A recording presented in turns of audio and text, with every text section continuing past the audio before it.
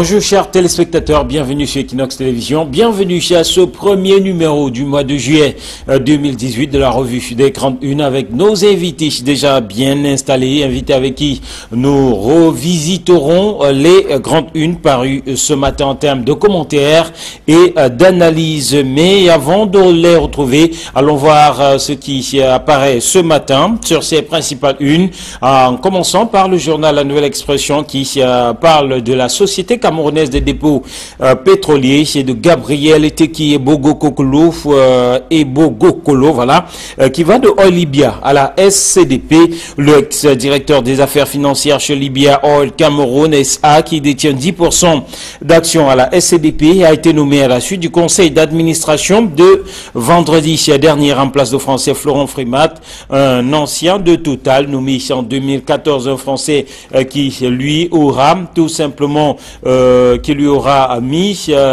passé un mandat, donc un bail de 4 ans à la direction générale adjointe de cette compagnie au lieu de 2 au départ. Et le journal qui pense là que la nomination de Gabriel Teki Ebogokolo répond à une logique de nationalisation des cadres de la Société camerounaise des dépôts pétroliers. Mais un fait majeur, c'est tout simplement que l'on attendait la désignation d'un nouveau directeur général. Eh bien, c'est Gaston Elundou, le ministre qui a été maintenu donc à ce poste et qui cumule donc son poste de ministre et celui de directeur général de la SCDP. Le journal nous parle aussi de couverture santé universelle et le manque d'argent qui retarde l'implémentation de ce projet si cher au gouvernement. L'enveloppe d'1,3 milliard de francs CFA projeté par le ministère de la Santé publique n'est pas encore mobilisé depuis le démarrage des discussions sur ce mécanisme de prise en charge. La question de qui va financer ne trouve jusque-là pas de réponse, nous dit La Nouvelle Expression. Une nouvelle expression qui nous parle de Bamenda et Boya, une marche pour la paix annoncée, organisée par l'Association des parents et jumeaux pour la paix et la solidarité dans le monde. Elle vise à sensibiliser sur la nécessité de consolider le vivre ensemble. L'arbitrage vidéo qui fait problème à la Coupe du Monde Russie 2018. Dans cette 21e édition de la Coupe du Monde, l'usage de cette vidéo ne semble pas plaire ou alors ne semble pas maîtrisé selon l'analyste sportif rencontré par le journal La Nouvelle Expression, Charles Mangué-Mouyeme, qui s'exprime donc dans les colonnes de ce journal. L'œil du Sahel parle ce matin de la délégation régionale de la santé publique pour l'Adamawa et d'un malaise qui est observé de ce côté-là, malaise à la délégation régionale de la santé publique pour l'Adamawa. Ceci nous dit le journal en raison d'un certain nombre de nominations sous la diligence du gouverneur de la région de l'Adamawa et ceci sur proposition du délégué régional de la santé pour l'Adamawa, des textes de nomination qui créent des frustrations et des grincements de dents du côté de l'Adamawa. Le journal qui donne aussi la parole ce matin à Doukou Darman, c'est le coordonnateur du parti qui a investi à Kerimouna à la présidentielle, le FPD, qui, selon son coordonnateur, n'est pas qu'un parti d'opposition, mais est surtout un parti de proposition. Opération épervier à la une du journal La Météo Biebdo qui nous parle ce matin d'un rapport incendiaire qui accable des personnalités, ministres, directeurs généraux, maires, galonnés de l'armée et de la police, hommes d'affaires, plus de 200 personnalités, presque toutes impliquées dans des magouilles selon les résultats d'une enquête commandée à l'extérieur par le chef de l'État, une enquête qui a été donc menée par un cabinet étranger dont quelques éléments du rapport sont donnés ce matin par le journal La Météo Biebdo qui pense savoir quelles sont près de 200 les personnalités impliquées dans des sales affaires de corruption, de magouille qui pourraient donc être bientôt inquiétées. Le rapport en tout cas est sur la table du chef de l'État, nous dit La Météo. Et puis l'Indépendant s'intéresse à la présidentielle 2018 2018, présidentielle 2018, et le scénario des forces impérialistes, ingérence extérieure sur la vie politique nationale, exacerbation des joutes électorales sur fond d'appui financier, projet de libération des prisonniers de luxe, visé sur les ressources naturelles du Cameroun. Tout cela donc contenu dans un dossier aux pages 6, 7 et 8 autour de cette présidentielle, de ses enjeux, mais surtout du comportement des différents protagonistes. À lire dans l'Indépendant. Le journal Intégration, lui, s'intéresse à l'initiative pour la transparence dans les industries extractives d'Iliti.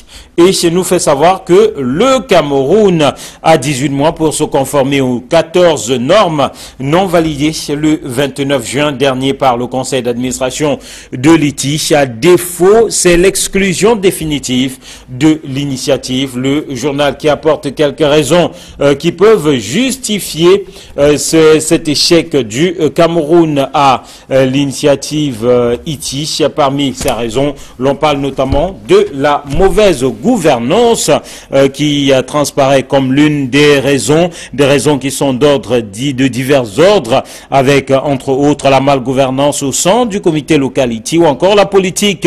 Loin de faire l'unanimité sur la divulgation des contrats pétroliers et miniers, et le journal qui rappelle qu'entre 2013 et 2017, le Cameroun n'a pas suivi la voie de la performance indiquée par la validation de 2013, en l'occurrence une supervision à temps plein du secrétariat national de l'ITI. À lire donc dans les colonnes du journal Intégration, qui nous parle aussi du grand stade Paul Biya, des revers et des revers et envers donc du stade Paul Biya. Le soir, Très Hebdo, lui, nous parle des manœuvres des Occidentaux au Cameroun, avec cette une interrogatoire, l'argent du sang, les scénaristes des sapeurs-pompiers et des pyromanes, à lire dans ces colonnes.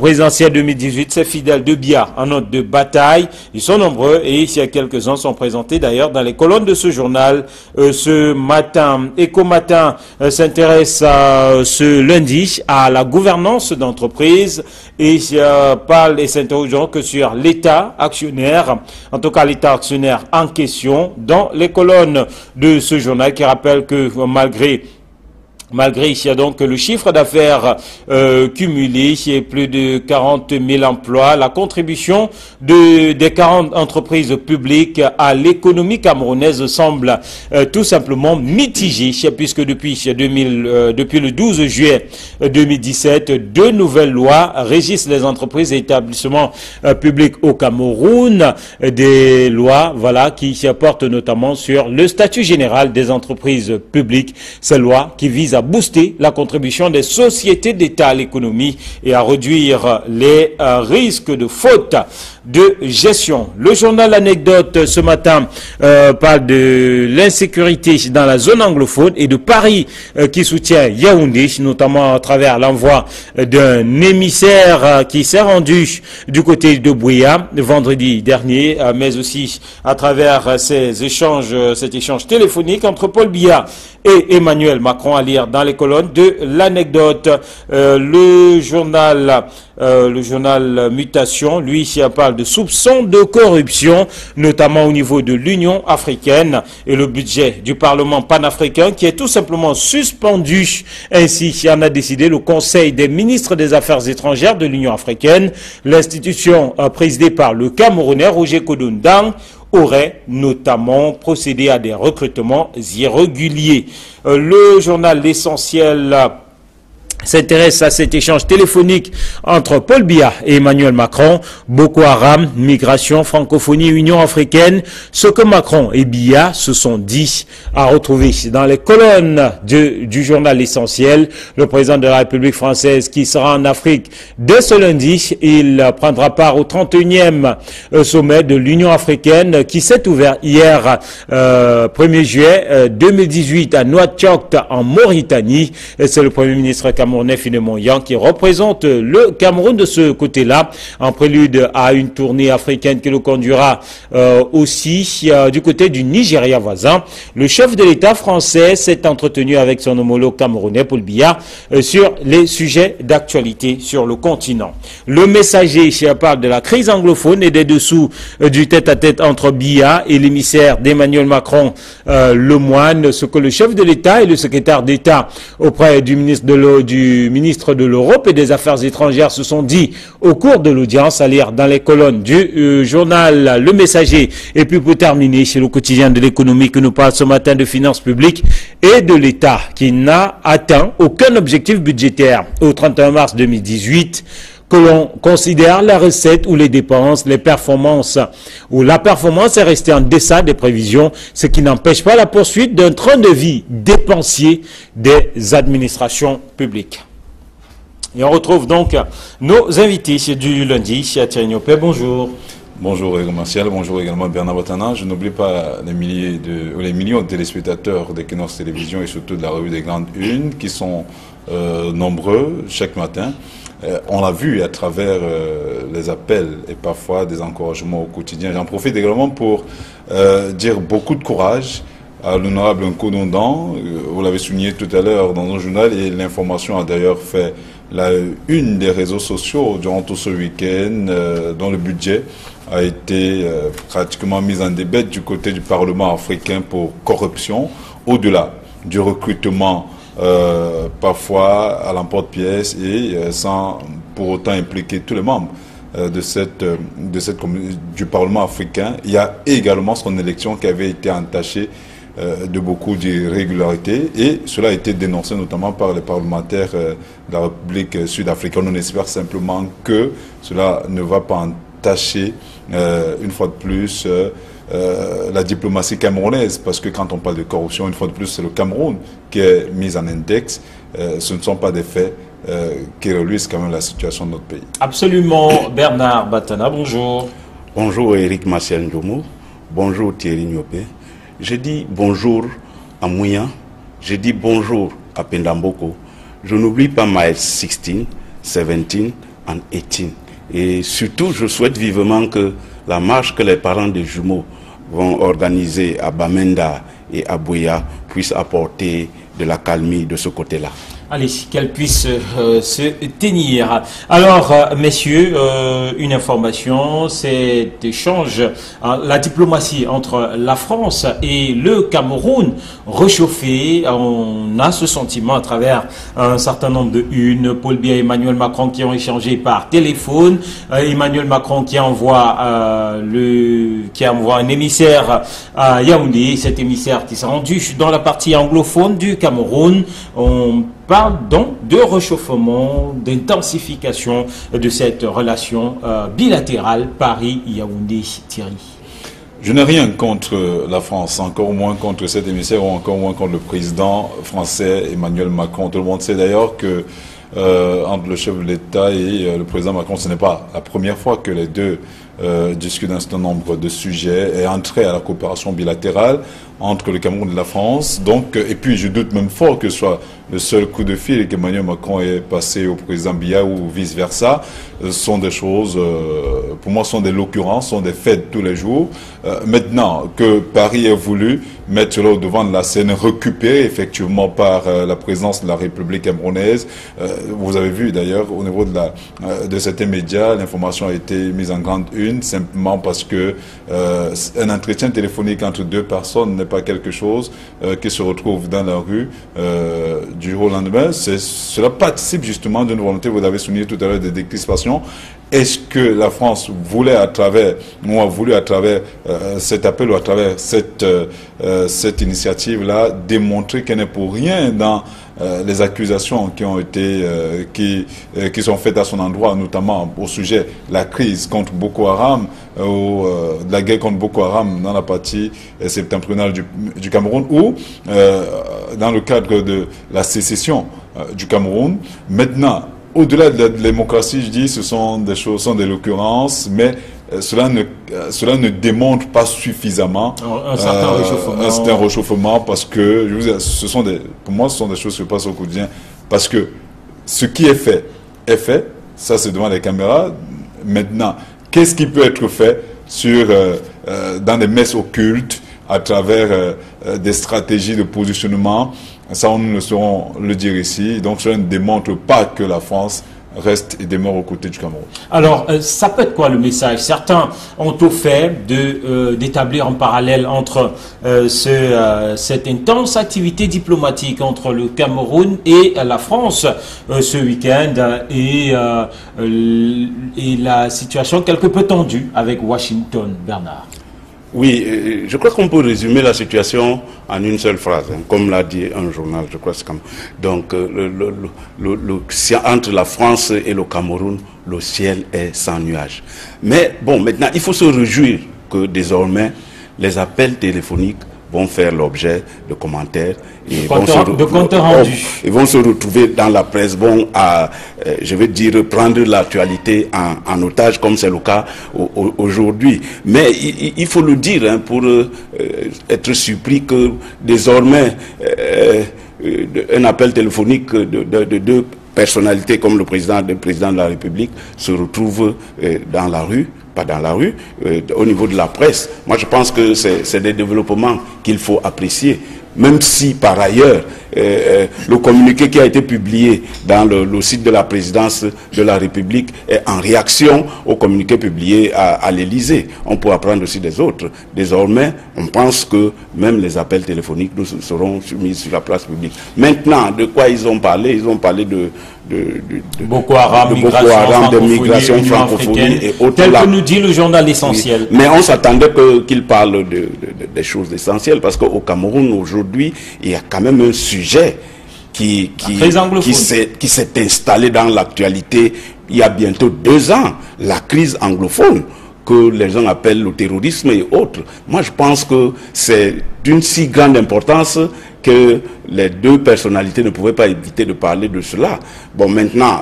En tout cas, dans le compte rendu de l'Élysée, sur le site de l'Élysée, le compte rendu de cet échange téléphonique, rien n'est dit sur la crise anglophone. Et d'ailleurs, même les journaux qui reprennent, aucune ligne ne mentionne la crise anglophone dans les échanges entre les deux hommes. Ça peut être fait exprès. Ou ça peut cacher quelque chose. Peut-être parce que à la veille, le président de la République a reçu en audience le ministre d'État français auprès du ministre européen des Affaires étrangères. Et au cours de cette audience, ils ont certainement parlé de la crise anglophone. Il s'est rendu d'ailleurs à Bouya. Oui, oui. Et Jean-Baptiste Lemoyne, je crois qu'il faut peut-être le noter, a dit en substance que la France encourage le dialogue entre les parties prenantes de cette crise. Moi, j'insiste sur ce thème-là, les parties prenantes. Bon, là maintenant, il faut un dialogue. Et pour qu'il y ait un dialogue, il faut des parties prenantes. Quelles sont donc ces parties prenantes? Il faut les définir pour qu'on en finisse définitivement avec cette crise. Voilà, le fait que rien n'a été dit, en tout cas, tout ce l'on s'en tient au compte rendu sur la crise anglophone entre les deux personnalités, les deux plus hautes personnalités françaises et camerounaises. Thierry, ça peut cacher un message? Non, Bernard l'a suffisamment dit, et moi-même, je l'ai dit à l'entame de mon propos, on n'a pas, à ma connaissance, cet entretien entre le président Macron et le président Biya n'a pas été transcrit, n'est-ce pas? C'est un compte rendu qui a été fait, vous l'avez souligné tout à l'heure, dans le site du journal L'Élysée, mais cela ne laisse pas croire effectivement qu'ils n'ont pas parlé de la crise anglophone. Cela a été d'ailleurs au menu de l'audience accordée par le président Biya au secrétaire d'État français.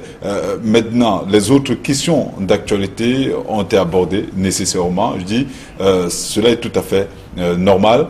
Cela participe du réchauffement des relations bilatérales entre deux pays, et la France qui a été accusée, a eu à dire sur des plateaux de certains médias camerounais comme étant l'artificier de la crise, de la guerre contre Boko Haram, en fait des incursions répétées de Boko Haram au Cameroun. La France, oui, d'autres États, notamment les États-Unis, qui sont quelque peu accusés dans le cadre de la crise qui secoue la partie anglophone du Cameroun. Donc la France, peut-être dans cette démarche, voulait simplement rassurer l'opinion publique nationale et internationale qu'elle n'est pour rien dans ce qui se passe. Mais je continue à croire que entre ce qui se dit en public et ce qui peut se faire dans des messes secrètes, dans des clans, ne peut pas faire l'objet de commentaires comme c'est le cas. Donc, cela ne participe pas nécessairement à dédouaner la France. Pour moi,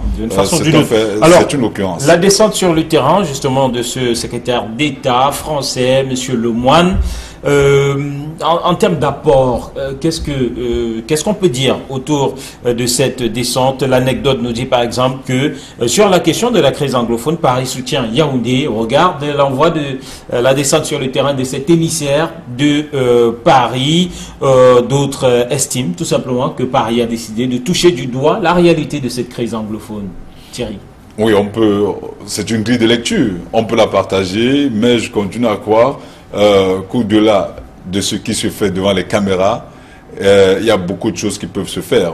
Vous vous rappelez quand même qu'on n'a pas eu besoin de la visite d'un ministre américain pour que les États-Unis envoient des drones et des militaires dans la partie septentrionale du Cameroun. Ce sont des actes qui comptent. Les descentes, ce ne sont que des constats. Maintenant, qu'est-ce que la France apporte concrètement au Cameroun dans le cadre de cette crise-là? Qu'on le dise exactement. Est-ce que la France a envoyé des hommes maintenus de ce côté pour accompagner l'armée camerounaise? Pas encore jusqu'ici. En termes de moyens financiers pour lutter contre cette crise humanitaire qui est en train de se créer progressivement de ce côté, parce que je vous rappelle quand même que les parties anglophones, ou notamment le Nord-Ouest, est un bastion essentiel de l'agriculture au Cameroun. Maintenant que cette crise perdure, depuis un certain temps, on ne cultive plus de ce côté et le Cameroun éprouve nécessairement beaucoup de problèmes, ne serait-ce que sur le plan alimentaire. Donc, est-ce que la France a apporté une aide quelconque? Tout le monde se rappelle du plan d'urgence qui a été instauré par le chef de l'État il y a quelques semaines. Quel est l'apport de la France à ce niveau? Ce sont des faits qui sont importants. Attendus. Alors, la descente de M. Lemoine, enjeu, perspective selon vous, Bernard Batana? Alors, ce qu'on sait, c'est qu'au sortir de l'audience avec le président de la République, la déclaration à la presse était laconique. Les entretiens ont été longs et passionnants. Oui, bon, il n'est pas allé au fond des entretiens comme l'ambassadeur des États-Unis. Mais toujours est-il qu'il a fait le déplacement de Buea. On a vu comment il y avait la foule. Dans un contexte sécuritaire particulièrement trouble. Renforcé et trouble. Donc on a vu les populations brandir des pancartes. Certainement, il y a eu un message qu'ils ont écrit sur les pancartes. Et donc, le secrétaire d'État français a lu le message. Ils pourront en tirer les conclusions. S'ils disent qu'ils soutiennent le Cameroun, je pense que ce sera une occasion pour avoir touché du doigt la réalité, parce qu'il ne faut pas rester à l'Élysée ou autre là pour dire voilà, il faut aller sur le terrain et toucher la réalité. Il a touché la réalité du doigt. Bon, il doit tirer les conséquences. Allez, pour le Cameroun. Ouais, juste pour souligner que ce soit la France, les États-Unis ou même les organisations internationales, toutes ces entités ont appelé au dialogue. Donc toutes ces entités sont au courant de ce qui se passe au Cameroun. Les bulletins de renseignement existent. En réalité, ils voulaient juste il allait, comme Bernard l'a souligné certainement, observer de lui-même, au-delà des bulletins de renseignement, au-delà de tout ce qui est fait pour remonter l'information, même au niveau de l'Élysée. Mais en réalité, je continue à croire que la France devrait pas seulement prêcher par les discours, mais prêcher par les actes. Alors, mutation s'intéresse ce matin à l'Union africaine dont le sommet s'est ouvert hier du côté de Nouakchott en Mauritanie, la capitale mauritanienne, donc en l'absence de Paul Biya, puisqu'il se fait représenter par le Premier ministre Philémon Yon. Mais un fait majeur en prélude à ces travaux, c'est la réunion des ministres en charge des affaires étrangères hier qui a décidé de suspendre le budget du Parlement africain, du Parlement panafricain, Parlement présidé par l'honorable Kodo Ndong. Et donc, Mutation en parle, tout comme d'autres journaux, notamment l'anecdote qui fait savoir que Kodo Ndong déshonore le Cameroun. Chacun y va en tout cas de son titre, mais Bernard Batana, comme Thierry le disait à l'entame, ce n'est pas de bon augure pour l'image du Cameroun sur la scène internationale. Oui, c'est bien dommage que les ministres se réunissent et qu'ils suspendent le budget du président. Cela veut dire qu'il y a problème. Et on a même dit que c'est en raison des recrutements qui n'ont pas respecté les règles de l'art. Ça, c'est une partie. Oui, c'est en partie une des raisons de la suspension. Je crois que c'est la raison essentielle, la raison majeure. On a peur. On a bien peur que les camerouniseries soient arrivées au niveau du Parlement africain. Comment se fait-il que des fonctionnaires, des travailleurs soient recrutés en marge des règles édictées par l'organisation? Ce qui a problème. Moi, je pense que face à une situation de ce genre-là, qu'une enquête soit ouverte, comme on a suspendu, et que les responsabilités soient établies. Aussi simple que cela. Il faut savoir qu'une enquête est en cours et que, en tout cas au niveau de l'Union africaine, on tient à voir véritablement clair dans cette affaire. Mais voilà un coup fort de l'Union africaine qui est très souvent présenté comme, je vais utiliser une expression entre guillemets, une coquille vide, comme une institution amorphe. Et là, un coup d'éclat, on parle quand même de corruption. Et vous avez fait bien de rappeler, comme certains journaux, qu'au lendemain de l'élection de notre compatriote, il y a eu des éclats de voix sur des manœuvres peu orthodoxes pour cette réélection. Voilà, je le soulignais tout à l'heure pour le décrier. Je ne savais pas que le sujet allait être posé sur la table du débat. Bon, mais toujours est-il que le Cameroun n'en soit pas grandi. C'est bien dommage. Bernard Batana l'a souligné tout à l'heure, les Camerounaiseries ont certainement pris du galon et ont atteint même le Parlement africain. Tout le monde sait aujourd'hui, pour se rendre dans un pays étranger, prenez le cas par exemple du Ghana et plusieurs autres pays, les Camerounais sont traités comme des laissés pour compte, alors que d'autres pays africains ou d'autres nationalités n'éprouvent pas les mêmes difficultés parfois pour avoir accès à certains services. Le Cameroun est un cas à part, c'est à cause justement de ce genre de comportement. On a longtemps parlé de la lutte contre la corruption, le Cameroun a longtemps occupé le haut du pavé des pays les plus corrompus au monde. Maintenant, voilà un autre fait qui vient une fois de plus mettre en mal sur la scène internationale, voilà, qui vient mettre en mal toute cette politique du chef de l'État. Maintenant, cela peut être même récupéré par les politiques qui pourraient démontrer effectivement que le Cameroun sous le président Biya ne s'est pas toujours bien porté, que ce soit sur le plan interne que sur le plan international. Alors l'Union africaine en elle-même, en tant qu'institution, à travers un tel acte, prend-elle du galon? C'est un geste fort qui mérite d'être encouragé.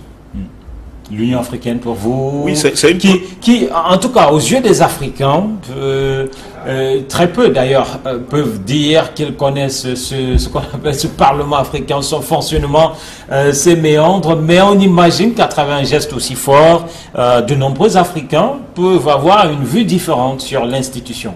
C'est une preuve qu'à travers ce geste-là, il y a une transparence au niveau de l'Union africaine. Ils ont pris leurs responsabilités, ils ont osé décrier pour dire que non, et ils ont suspendu. Moi, je crois que c'est appréciable même si par ailleurs,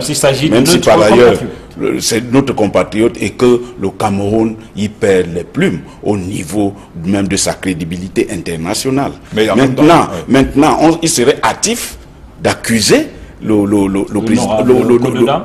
député Kodo Ndong, parce que, à l'évidence, ce n'est que le début d'une affaire. Il faut que les enquêtes soient menées et que les responsabilités soient établies. À ce moment-là, on pourra accuser tel ou tel. À noter que certains journaux ont relayé ses premières réactions, lui qui fait savoir que toutes ces accusations sont fausses. Thierry, vous voulez ajouter quelque chose? Oui, juste pour dire que quand même l'information a été portée auprès du Parlement africain par des députés sud-africains qui ont démontré éléments à l'appui que il y a son élection qui a été entachée, vous l'avez souligné tout à l'heure, mais il y a également ces recrutements fantaisistes qui ont été faits à ce niveau. Maintenant que l'enquête a été dirigée, mais si déjà le budget a été suspendu, ça veut dire qu'il y a eu quelque chose, et qu'il y a eu quelques éléments de preuve qui montrent. Oui, en principe, on aurait, si c'était une simple enquête qui avait été diligentée, on l'aurait laissé continuer parce que cela porte, met à mal le fonctionnement de ce Parlement africain qui a besoin effectivement de l'argent, donc des financements pour pouvoir mener à bien ses missions. Maintenant que le budget est suspendu, que ce soit à titre conservatoire, cela démontre simplement que des malversations ont été effectivement prouvé. Maintenant, est-ce que c'est la personne de l'honorable Kounoudan qui est directement indexée parce qu'en réalité, on peut être président, mais on ne gère pas tout en même temps. On peut être entouré des hommes qui font mal le travail. Justement, dans sa première réaction, repris aussi par certains journaux, ou dans la réaction de son entourage, l'ont fait savoir que ce n'est pas le président du Parlement panafricain, notre compatriote, qui gérait les ressources financières ou les ressources humaines, c'est le secrétariat exécutif qui le faisait. Mais là, il faut voir comment le Parlement africain est organisé dans le quotidien. Bon, la question qu'il faut se poser aujourd'hui, c'est celle de savoir, avec la suspension du budget, est-ce que l'activité du Parlement africain s'arrête ou bien il y a une mesure transitoire pour peut-être des questions courantes là, pour régler financièrement les questions courantes. Voilà. Mais en attendant, il faut qu'on laisse l'enquête suivre son cours sereinement. Allez, évoquons un autre sujet, cette fois-ci à la une de la Nouvelle Expression qui nous parle de la SCDP, à la une d'autres journaux, et des journaux qui parlent de cumul, la Nouvelle Expression qui nous présente le nouveau numéro 2, si je peux l'appeler ainsi, le directeur général adjoint de cette structure, sorti donc du moule du conseil d'administration tenu vendredi dernier. Voilà, la SCDP qui a un nouveau DGA, mais qui, pour certains journaux, continue à entretenir le cumul au niveau de sa direction générale.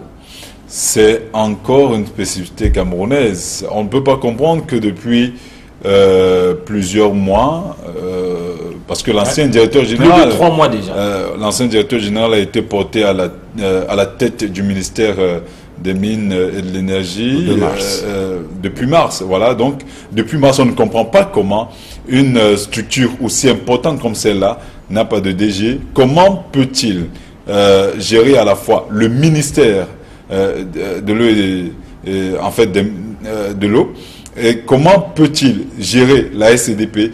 A-t-il le don d'ubiquité? Peut-il être à la fois à la SCDP, au minier?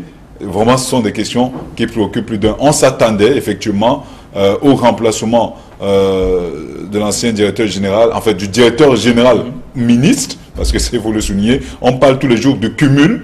On l'a vu au niveau du Sénat, on l'a vu au niveau du Parlement, on a demandé aux sénateurs et aux parlementaires de manière holiste de choisir, mais on ne comprend pas comment, à la tête des directions générales des entreprises publiques et parapubliques au Cameroun, des ministres continuent à accumuler. Ce sont des choses, des faits qu'il faudrait vraiment décrire avec la dernière énergie. Et là, il ne s'agit pas d'un président de conseil d'administration, il s'agit quand même d'un directeur général, ministre, et que le conseil d'administration se réunisse pour désigner tout simplement son adjoint sans que ce poste cumulé ne soit pourvu. Oui, il faut dire que voilà, le directeur général adjoint a ravi la vedette parce qu'on attendait la nomination d'un directeur. Or, ce n'est pas le conseil d'administration, il faut le dire, ce n'est pas le conseil d'administration qui nomme le directeur. Il y a quelqu'un qui nomme le directeur général de la SDDP. Il ne l'a pas fait. C'est pour cela que, comme la nature a horreur du vide, mais le directeur adjoint s'est emparé de l'actualité. Il faut le décrier pour dire, et Thierry l'a dit tout à l'heure, le cumul alors qu'il y a plein de jeunes talents qui attendent au portillon. Ils attendent seulement d'être responsabilisés pour travailler. Ça, c'est d'un. Et de deux, je constate que, avec satisfaction, que il y a une camerounisation de la SDDP, parce que le directeur adjoint était un Français. Bon, donc il faut peut-être l'apprécier. Et autre chose, c'est plutôt le directeur, l'ancien directeur qui du fond de sa cellule de la SDP qui a dit il y a urgence, parce que je reprends sa phrase dans un journal, il y a urgence. Dans un journal paru ce matin d'ailleurs. Il y a urgence à la SDDP. Bon, c'est quelqu'un qui connaît la maison et qui sait qu'au-delà de la simple nomination du directeur général adjoint, il y a urgence. Et il faut bien qu'il nous explique l'urgence là, parce qu'il connaît la maison. Et il faut qu'on se penche là-dessus, parce qu'on ne va pas passer par perte et profit, ce qu'il a dit, par rapport à la SDP. Merci à vous Thierry, merci à Bernard, merci à vous qui nous avez regardé, madame, monsieur. Prenons rendez-vous demain après le journal télévisé bilingue de 9h pour notre numéro. Entre-temps, nous souhaitons de passer une très bonne journée, ceci en compagnie des programmes d'Equinox Télévision. Au revoir.